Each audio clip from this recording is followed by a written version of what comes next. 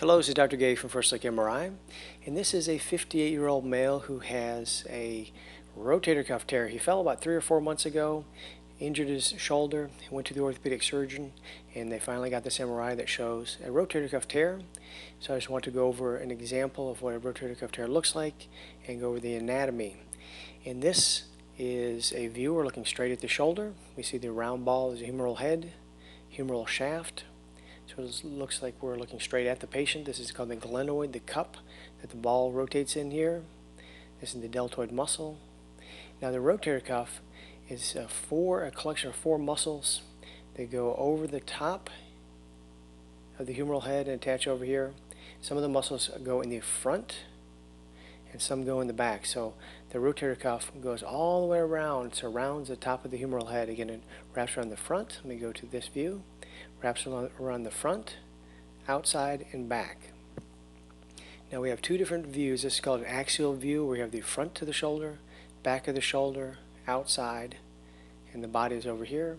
In this view, we're looking straight at the shoulder. We call this a coronal view, where we have the top, bottom, outside, inside.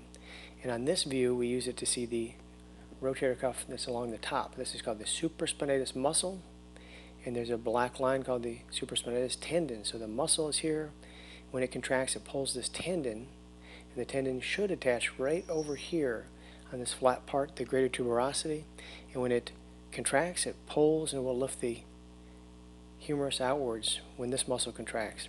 This is called the supraspinatus muscle up top, and it's the one that's most commonly torn. And this patient does have a tear. We can see the central tendon that's black coming over.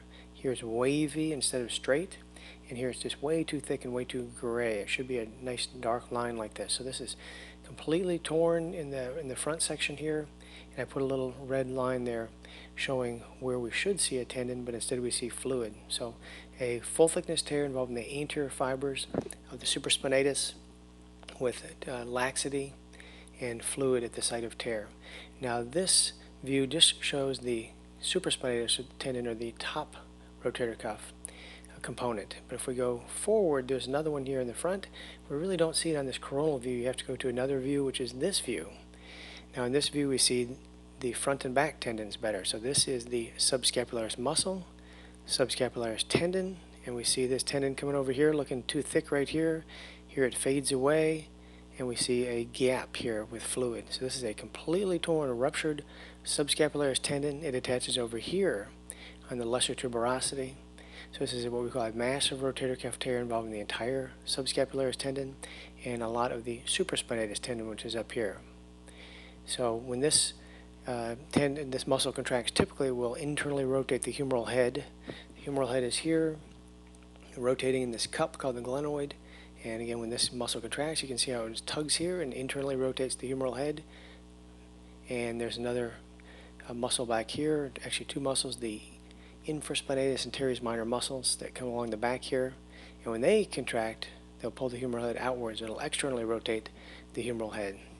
So this is just an example of a massive rotator cuff tear involving 2 components: the anterior component, subscapularis, and then the superior component here, supraspinatus, and the anatomy. Thank you very much.